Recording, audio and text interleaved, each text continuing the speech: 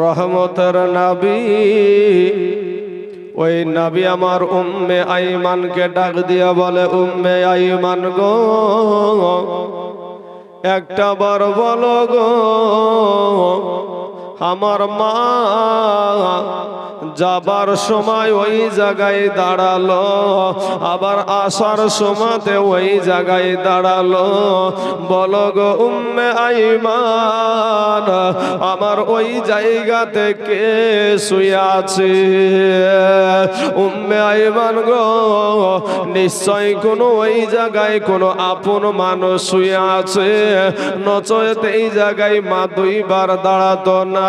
উম্মে আইমান বলতে পারছে না এই জায়গাতে তোমার আব্বা জান শুয়ে আছে। যদি এই কথাটা বলে গো, আমার দয়ার নবী মায়ার নবীর মনে আঘাত লাগবে, কষ্ট পাবে। আর নবীর মনে কষ্ট পাওয়া মানে আল্লাহকে কষ্ট দেওয়া। জোরে বলেন সুবহানাল্লাহ। আমার দয়ার নবী বাবা দুই চোখের পানি ছেড়ে দেয়া কান্দে আর বলে, উম্মে আইমান গো, আমাকে আর তোমাদের কিছু বলতে হবে না, আমাকে আর তোমাদের কিছু জানাতে হবে না, আমি বুঝে গেছি গো উম্মে আইমান, ওই জায়গাতে আর কেউ শুয়ে নাই, ওখানে যিনি শুয়ে আছেন উনি হইল আমার জন্মদাতা পিতা। জোরে বলেন সুবহানাল্লাহ। এ বাবারা, আমার নবী ডাক দিয়া বলে, উম্মে আইমান গো, ওগো উম্মে আইমান, তুমি এখানে একটু দাঁড়িয়ে যাও, আমি আমার আব্বা জানের কবরখানায় একটু জিয়ারত করে আসি। ওরে আমার কালেমার ভাইয়েরা, যুবক ছেলেরা, বৃদ্ধ বাবজিরা, যারা যাদের আব্বা এই দুনিয়ার জমিনে বেঁচে নাই, যাদের আব্বা মা কবরে শায়িত হয়ে গেছে, ও চাচা গো, ওই কবর থেকে চাতক পাখির মতো আপনার বাবা আপনার মা তাকায়া থাকে, হয়তো আমার সন্তান আমার জন্য একটু দোয়া করবে, আমার সন্তান মনে হয় আমার জন্য একটু চোখের পানি ফেলবে, কিন্তু আপনি সন্তান মা বাপের কথা ভুলে গিয়েছেন বাবা। না গো আব্বা জান, এটা করবেন না। পারতে পক্ষে শুক্রবারের দিনটায় আপনি ফজরের নামাজটা পড়ে আপনার আব্বা জানের কবরখানায় যাবেন, আপনার মা জননীর কবরখানায় যাবেন। আমার আল্লাহ নিজে কোরআনে শিক্ষা দিয়েছেন, তুমি মায়ের কাছে গিয়ে আমার দরবারে হাত তুলে বলো, রব্বি রাহমহুমা কামা রব্বায়ানি সগীরা। আমার আল্লাহ পাক নিজে শিক্ষা দিয়েছে তোমার মা বাবার জন্য কি বলে দোয়া করবা সেটা। ও মুসলমান, মা বাপের কবর জিয়ারত করবেন বাবা। এই কবর জিয়ারত করলে সন্তান যদি বাবা মা বাবার জন্য চোখের পানি ছেড়ে দেয় গো, এই চোখের পানিটা চোখ থেকে গালে আসতে দেরি হবে, কিন্তু আব্বা গো, আপনার দোয়াটা আপনার মা বাপের কবরের আযাব মাফ করতে আমার আল্লাহ দেরি করবে না। জোরে বলেন সুবহানাল্লাহ। উম্মে আইমানকে ডাক দিয়া বলে, উম্মে আইমান গো, আপনি একটু এই জায়গায় দাঁড়িয়ে যান, আমি আমার আব্বা জানের কবরখানায় একটু জিয়ারত করে আসি। এবার বাবা টুক টুক টুক টুক টুক টুক টুক টুক করে আপনার নবী, আমার নবী, আমার নূর নবী, আমার দয়ার নবী বাবা বাবার কবরের কাছে চলে যাচ্ছে। বাবার কবরখানার কাছে যাওয়ার পর এইদিকে মা আমেনা বেটাকে আসতে দেখে চোখ মুছতে মুছতে চলে আসছে। এমন সময়তে মাকে ডাক দিয়ে আমার দয়ার নবী বলছেন, আমার শিশু নবী বলছেন যে গো আমার মা, মা গো একটা বার বলো গো মা, তুমি যাবার সময়তেও এই জায়গায় দাঁড়ালে, আবার আসার সময়তেও এই জায়গায় দাঁড়াইলা, বলো গো মা এই কবরে কে শুয়ে আছে? একটা বার বলো গো মা এই কবরে কে শুয়ে আছে গো মা? এবার হযরত আমেনা বলতে পারছে না, বেটা রে এই জায়গায় তোমার আম্মা জান শুয়ে আছে। যেমন বলবে আর কলেজায় আঘাত লাগবে গো। আমার দয়ার নবী, আমার নূর নবী মাকে ডাক দিয়া বলে, মা মা গো, ও গো মার আমাকে বলতে হবে না, আমি বুঝে গেছি, আমি জেনে গেছি এই জায়গাতে আমার আব্বা জান দুনিয়ার জমিনে আমার আব্বা নাই। আমার আব্বা আমাকে কোনোদিনও কোলে তুলে নেবে না, আমার আব্বা আমাকে আদর করবে না, আমার আব্বা আমাকে চুমা দিবে না, আমার আব্বা জান এই দুনিয়ার জমিনে না। ও গো মা তুমি একটু উটের কাছে গিয়ে দাঁড়াও, আমি মুহাম্মদ সাল্লাল্লাহু আলাইহি ওয়াসাল্লাম আমার বাবার কবরখানা একটু জিয়ারত করি। এতিম সন্তান গো, যার আব্বা নাই মা নাই তাকে বাবা এতিম বলে গো। আমার দয়ার নবীর আব্বা জানের কবরের কাছে গিয়া আমার নূর নবী দয়ার নবী বলে, আব্বা গো, ও গো আব্বা একটা বার তুমি আমাকে বেটা বলে ডাকো গো আব্বা, একটা বার তুমি মুহাম্মদ বলে ডাকো আব্বা গো, একটা বার তুমি আমাকে কোলে নাও, একটা বার আমাকে আদর করো। আমার দয়ার নবী নূর নবীর জন্য বাবা আসমান কাঁদে, জমিন কাঁদে গো, পাখিরা কাঁদে, আসমানের ফারিস্তারা কাঁদে। আমার আল্লাহকে বলে, আল্লাহ তোমার বন্ধুর কান্নার সহ্য হয় না গো আল্লাহ।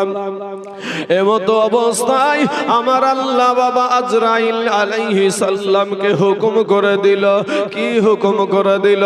আল্লাহ পাক রব্বুল আলামিন বলে, আজরাইল রে যা আমার দোস্ত আমার হাবিবুল্লাহ আমার নূর নবীর মা জননীর জীবনটা রূহটাকে বের করে নিয়ে আয়। আজরাইল বলে, আল্লাহ গো আগে থেকেই তো বাবার মুখ আপনার হাবিব দেখে নাই, এখন যদি তার মা জননীকেও নিয়ে নেন তাহলে সে আমার আপনার বন্ধু কার হিল্লাতে বেঁচে থাকবে? কে তাকে দেখাশোনা করবে? আমার আল্লাহ ডাক দিয়া বলে, ওরে আজরাইল আমি যেটা জানি সেটা তুমি জানো না রে আজরাইল, তোমাকে যেটা হুকুম করা হচ্ছে সেটাই করো। এইদিকে জানো মা আমেনা আর দাঁড়িয়ে থাকতে পারছে না রে বাবা। এমন সুমাতে জমিনে বসে গিয়া ওই উম্মে আইমানকে ডাক দিয়া বলে, উম্মে আইমান রে মনে হয় আমার আর মক্কা যাওয়া হলো না, মনে হয় আর আমার কাবা শরীফ দেখা হলো না, আমার মনে হয় শ্বশুর আব্বার সাথে আর দেখা হলো না, আমার বেটাকে দেখার মতন কেউ রইল না। ওরে উম্মে আইমান আমার বেটাটাকে তুই একটু দেখে রাখিস বলে তার দেহ থেকে বাবা প্রাণ পাখিটা বিয়োগ হয়ে গেল। গজল আছে বাবা এখানে, ওরে আমি খাঁচা তুমি পাখি থাকো আমার ভিতর, ওরে আমি খাঁচা তুমি পাখি থাকো আমার ভিতর, এ হঠাৎ কইরা উইড়া যাইবা না দিয়া খবর, হঠাৎ কইরা উইড়া যাইবা না দিয়া খবর। অচিনপুর ঠিকানা তোমার যাইবা অচিনপুরে, শূন্য খাঁচা পইড়া রহিবে আমার মাটির ঘরে অচিনপুর ঠিকানা তোমার যাইবা অচিনপুরে শূন্য খাঁচা পইড়া রহিবে আমার মাটির ঘরে আমি মিশে কেন যতন কইরা বানাইলাম বাসর আমি মিছে কেন যতন কইরা বানাইলাম বাসর এ হঠাৎ কইরা উইড়া যাইবে না দিয়া খবর হঠাৎ কইরা উইড়া যাইবা না দিয়া খবর ওরে আমি খাঁচা তুমি পাখি থাকো আমার ভিতর এ হঠাৎ কইরা উইড়া যাইবা না দিয়া খবর মুসলমান বাবা গো এমন সময়তে হযরত আমেনা রাদিয়াল্লাহু তাআলা আনহা আমার নবীজির মা জননী বাবা জমিনে শুয়ে গেছে এমন সময়তে ওই উম্মে আইমান বাবা দৌড়ে গিয়ে আমার নবীকে বলছেন বেটা মুহাম্মদ ও বেটা মুহাম্মদ সুবহানাল্লাহ বাবা মা মারা গেছে একটা যুবক ছেলে তার বাবা মায়ের জন্য 300 খান টাকা দিয়েছে আল্লাহ গো আমার ওই যুবক ছেলেটা বাপ মায়ের পাগল সন্তানটার 300 টাকার বদলায় আল্লাহ তার আব্বা মায়ের কবরের আযাবকে আল্লাহ তুমি maaf করে দাও আল্লাহ তার আব্বা মায়ের কবরে জাহান্নামের দরজা বন্ধ করে দাও আল্লাহ জান্নাতের দরজা খোলায়া দাও আল্লাহ জান্নাতি পোশাক পরিধান করায় দাও আমিন সুম্মা আমিন বাবা বাপ মার জন্য দান করবেন ভাই কিচ্ছু নিয়ে যায়নি আপনার বাবা 3 খানা কাফন নিয়ে গেছে আপনার মা 5 খানা কাফন নিয়ে গেছে সব আপনার জন্য রেখে দিয়ে গেছে কিছু নাই যাই হোক বাবাজি আমার সোনা মানিকেরা এমন সময়তে উম্মে আইমান গিয়ে আপনার আমার দয়ার নবী আপনার নবী আমার নবীকে বলছেন বেটা ও বেটা মুহাম্মদ তাড়াতাড়ি করে চলো তোমার মা জননী যেন কথা বলছে না বিষয়টা একটু তাড়াতাড়ি গিয়ে দেখো বাবারা আমার পর্দার আড়ালের মা খালা গো আমার ওই 6 বছরের শিশু নবী আমার দৌড়ে গিয়ে দেখছে মা জননীর নাকে একবার হাত দেয় মুখে একবার হাত দেয় ডাক দেয় মা গো ওগো মা একবার মা বলে ডাকলে আর দ্বিতীয়বার মা বলতে হয় না একবারে তুমি উত্তর দিয়ে দাও কেন গো মা আজকে এতবার ডাকি গো মা কেন উত্তর দাও না গো মা গো একটা বার বেটা বলে ডাকো একটা বার আমাকে তুমি আদর করো গো মা দুনিয়ার জমিনে আমার বাবা নাই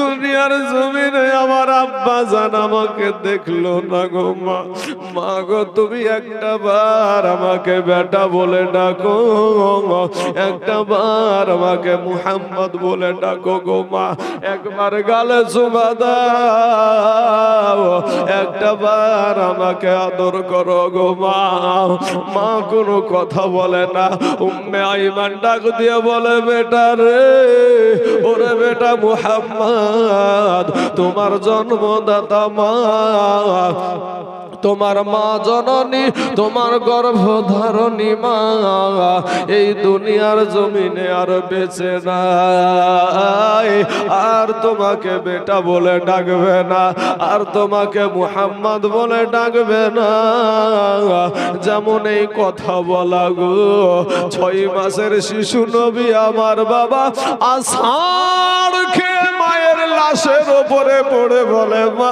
গো আমাকে দেখার আর কেউ রইল না গো মা আমি কার কাছে যাব কার কাছে থাকবো গো মা বাল্যকালে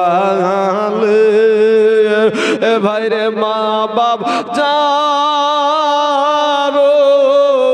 মরে রে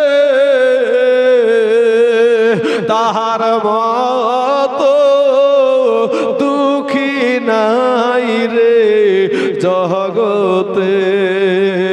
আমার দয়ার নবীর 6 বছর বয়সে নাবালক অবস্থায় আমার নবীজির মা জননী দুনিয়া থেকে চলে গেল। বাবা গো, ওই জায়গাতে হযরতে আমেনা রাদিয়াল্লাহু তাআলা আনহা ওনাকে দাফনের ব্যবস্থা করে দিলাম। এই যে বাবা, ওই আব্দুল্লাহ যখন আপনার ইন্তিকাল করেছিল গত বছর, আপনার এখানে বলেছিলাম, এটা রাখাল এসে বলেছিল। কাকে বলেছিল? আব্দুল মুত্তালিবের বেটা হারেসকে বলেছিল, চাচা গো, আমার কাছে আপনার ভাই একটা আমানত রেখে গেছে। বলে কি আমানত রেখে গেছে? বলে আপনার ভাইয়ের একটা নাম লেখা আংটি আমাকে দিয়ে গেছে, আর বলেছে, ওরে রাখাল, তুমি তো এই পাহাড়ে পাহাড়ে তুমি ছাগল বকরি উড়দুম্বা চড়াও, যদি বৈশিষ্ট্য সত্যবাদী যদি কোনো মানুষ পাও তাহলে আমার এই আংটিটাকে দিয়ে দিও। আমার বিবি আমেনা সে আমাকে না পেয়ে কতই না কান্না করবে, এই আংটিটা যেন তার হাতে নিয়ে গিয়ে পৌঁছায়া দেয়। হারেস বলেছিল, রাখাল রে, আমার ভাই আব্দুল্লাহ কি আর কিছু বলেছে নাকি? বলে না না, আর কিছু বলে নাই, তবে আল্লাহর সাথে যেন কথা বলছিল। জোরে বলেন সুবহানাল্লাহ। সেদিন হয়তো আব্দুল্লাহ আল্লাহকে বলেছিল, আল্লাহ আমার বাড়ি হলো মক্কাতে আর আমার কবর হলো মদিনাতে। আল্লাহ গো, আমার বিবিরও যেন কবর হয় মদিনাতে। আল্লাহ হয়তো সেদিন বলেছিল, আব্দুল্লাহ রে, তোর বাড়ি হলো মক্কাতে আর তোর কবর হলো মদিনাতে, তোর বিবিরও কবর হবে মদিনায়, আর তোর বিবির পেটে যে একটা সন্তান ছেড়ে এসেছিস ওই সন্তানটারও রওজা হবে সোনার মদিনায়। জোরে বলেন সুবহানাল্লাহ। আমাদের নবীজির রওজা শরীফ কোথায়? মদিনা শরীফে। নবীর রওজা শরীফ মদিনা শরীফে। কবি বলছেন, হে মদিনা মদিনা আশিক মুমিনের ঠিকানা। যারা মুমিন হয় তাদের বাবাজি সে পাগল হবে মদিনাওয়ালার, যে আশেক হবে সে পাগল হবে মদিনাওয়ালার। আজকে যে এই নবীর জীবনীর যে ব্যবস্থা করেছেন এটা নবীর প্রেমী হয়েছে, নচয়েত না। কই কারো কোনো বড় বড় প্রধানমন্ত্রী, মুখ্যমন্ত্রী, জজ, ব্যারিস্টার আছে, তাদের জীবনী তো হয় নাই।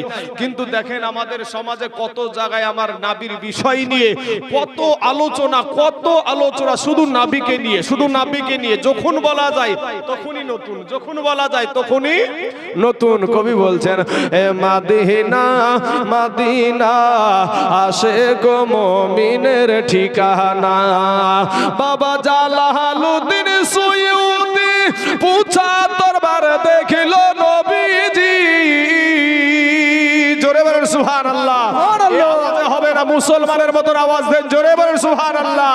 ওরে বাবা জালালউদ্দিন সুয়ুতি পুছা দরবার দেখিল নবীজি। এতবার দেখিবার পরে, এতবার দেখিবার পরে তৃপ্তি তাহার হইল না। মদিনা মদিনা আশিক মুমিনের ঠিকানা। বাবাজি আমার সোনা মানিকেরা, ওই জায়গায় হযরতে মা আমেনা রাদিয়াল্লাহু তাআলা আনহাকে দাফন করে দিয়া আমার নবীকে নিয়ে উম্মে আইমান চলে আসছে মক্কাতে। নবী আমার আসতে আসে না গো, নবী আমার খুব দ্রুতগামী চলে আসছে। আমার দয়ার নবী মায়ার নবীর দুই চোখ দিয়ে বাবা আঝর নয়নে পানি ঝরছে। এসে দাদা জানের মাজা খানা ধরে বলে, দাদা গো, ও গো দাদা, আমার আব্বাকে দেখতে গিয়ে আমার মা জননীকেও আমি হারায়া ফেললাম। আব্বু গো, দাদা গো, আমার আব্বা তো আগেই থেকে দুনিয়াতে চলে গেছে। আমি সেই আব্বার কবরখানা জিয়ারত করতে গিয়ে আমার মাকেও আমি হারিয়ে ফেললাম। আমি মা হারায়াতিম, আমি বাবা হারায়াতিম গো দাদা। বুড়ো আব্দুল মুতাল্লিব বলছে, নাতি রে, ওরে নাতি, আমি আব্দুল মুতাল্লিব, আমি তোকে দেখাশোনা করবো রে সোনামণি, মন খারাপ করিও না, কান্না করিও না। আব্দুল মুতাল্লিবকে ডাক দিয়ে আমার নবী বলছেন, ও গো দাদা, আপনি এত বয়স্ক মানুষ, 120 বছর হয়েতে চলল আপনার। ও গো দাদা, আপনি আর কয়দিন আমার জীবনের দায়িত্ব নেবেন?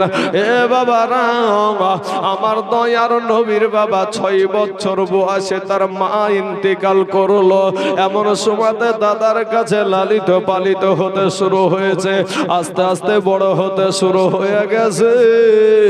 এমন সময়তে হঠাৎ একদিন বাপ আমার নূর নবী, আমার দয়ার নবীজির চোখে ব্যথা শুরু হয়ে গেছে। বাবা চোখে যখন ব্যথা শুরু হয়েছে, চোখগুলা লাল লাল হয়ে গেছে।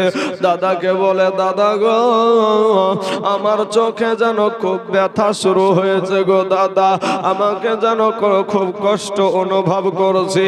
রাতের বেলাতে দাদা আব্দুল মুতাল্লিব বলছে, নাতি রে, আমি তোর বুড়ো দাদা আব্দুল মুতাল্লিব, আগামী কাল যদি 7 সমুদ্র 13 নদী পার হতে হয়, তারপর নাতি রে, আমি তোর চোখের ব্যবস্থা করব, তোর চিকিৎসা করার ব্যবস্থা করব। এ মুসলমান যুবকেরা, সকাল বেলাতে উঠে আব্দুল মুতাল্লিব আমার দয়ার নবীজির দাদা জান আমার নবীকে নিয়ে যেতে শুরু করেছে। রাস্তায় চলতে চলতে চলতে চলতে বাবা একটা খানকা কাকে বলে বাবা? যেই জায়গাতে আল্লাহওয়ালা মানুষ থাকে ওটাকে বলে খানকা শরীফ। যেই ঘরটাতে আল্লাহওয়ালা মানুষ উঠা বসা করে ওটাকে বলে খানকা শরীফ। মুসলমান গো, গাঁজা টানিয়া বাবারে ওটা খানকা শরীফ নয়। আমাদের বীরভূম জেলাতে একটা দরবার আছে, ওখানে যিনি আছে শুয়ে আছেন, ওটা কিন্তু বাবা নিঃসন্দেহে আল্লাহর ওলি দাতা বাবার দরবার। ওই জায়গাটার নাম হলো পাথর চাপড়ি। আপনারা হয়তো নামটা শুনেছেন। এই পাথর চাপড়িতে যিনি শুয়ে আছে উনি নিঃসন্দেহে আল্লাহর ওলি। পাশে দেখবেন কিছু গাঁজাখোরের আড্ডা রয়েছে। এ বাবারা, ওই গাঁজাখোরেরা কোনোদিন আল্লাহর ওলিকে মানতে পারে না। এদের বাবা নামাজ লাগে না, এদের নামাজও লাগে না। বাবা, এই সমস্ত গাঁজাখোরকে জুতা পিটা করা দরকার, জুতা পিটা করা দরকার আল্লাহর ওলির দরবারে। ওই জায়গাটা এখন বাবাজি সরকারের আওতায় চলে গেছে। এখন যদি আপনি বলতে যান এটা একটা আল্লাহর ওলির দরবার, এখানে গাঁজা কেনে খাও, তখন তো আপনাকে উঠে বলবে আপনার বাপের টাকা দিয়ে খাই, আপনার বাপের জায়গা দেখাই, আপনি কিচ্ছু করতে পারবেন না। অতএব বাবা, যারা সুন্নি মুসলমান অনেকেই তহমত দেয় যে সুন্নিরা নাকি মাজারে সেজদা করে। না ভাই, কোন সুন্নি আলেমকে আজ থেকে দেখেছেন কোন জায়গাতে কাউকে সেজদা করতে? কোন আলেমেরা সেজদা করে না। করে কারা? জাহেলেরা, মূর্খরা, জাহেল ব্যক্তি যারা, তারা সেজদা করে। এখানে গণ্যমান্য ব্যক্তি বসে আছে, আমার কথার ভুল একটু যদি ভুল হয় ধরিয়ে দিবেন। আল্লাহ ব্যতীত কাউকে সেজদা করা যাবে? আল্লাহ ব্যতীত কাউকে সেজদা করা যাবে না। বলে আদম নবী, যে আদম নবীকে যখন তৈরি করেছিল ফারিস্তারা যে কি করেছিল? সেজদা করেছিল। আরে বুগা, পড়াশোনা করার দরকার আছে। ওই জায়গাতে আমার আদম নবীকে, আমার আল্লাহ পাক সেদিন আদম নবীকে কাবা বানায়া আমরা কোন দিকে সেজদা করি? কোন দিকে মুখ করে? এটা বোধহয় পশ্চিম নাকি? এটা পশ্চিম। তা আমরা এই সিধা মুখ করি কিসের জন্য? আল্লাহ আছে বলে কাবার দিকে মুখ করে। সেই দিন আদম নবীকে কাবা বানিয়ে নূরে মুহাম্মাদীকে সিজদা করেছিল। জোরে বলেন সুবহানাল্লাহ। এরকম আছে, অথচ এরকমও আছে, এরকমও হাদিস আছে যে সেদিন আদম নবীকে কাবা বানিয়ে স্বয়ং আমার আল্লাহকে সিজদা করেছে। জোরে বলেন সুবহানাল্লাহ। তাহলে বাবাজি আল্লাহ ব্যতীত কাউকে সিজদা করা যাবে না। কোন পীর সাহেব যদি বলে এটা তাজিমি সিজদা, তাজিমি সিজদা হোক আর বাবাজি হাক্কানিতে সিজদা হোক, যেই সিজদা হোক না কেন, কোন পীরকে সিজদা করা যাবে না। যদি সিজদা করা জায়েজ হতো তাহলে আমার হাজী সাহেব বাবজি সর্বপ্রথম গিয়ে মদিনার রওজাতে আমার নবীর রওজা শরীফে সিজদা করতে হতো। কথা বলেন ঠিক না বেটি?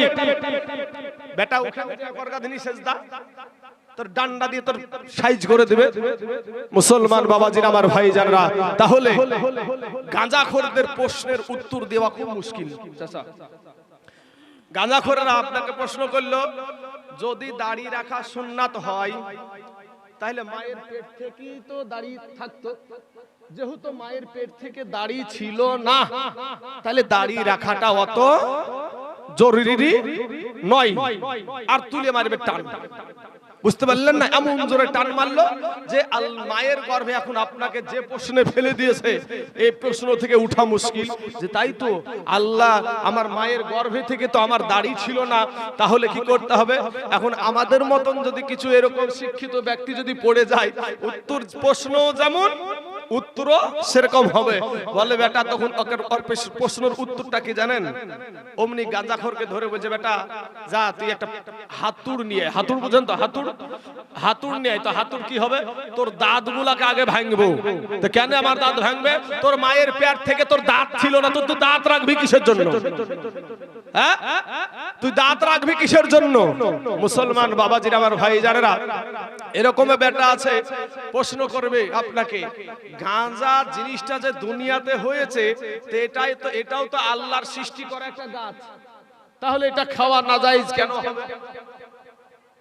এর প্রশ্নের উত্তর হলো আমি বিবাহ করেছি, তাহলে আমার বিবিটা নারী না পুরুষ?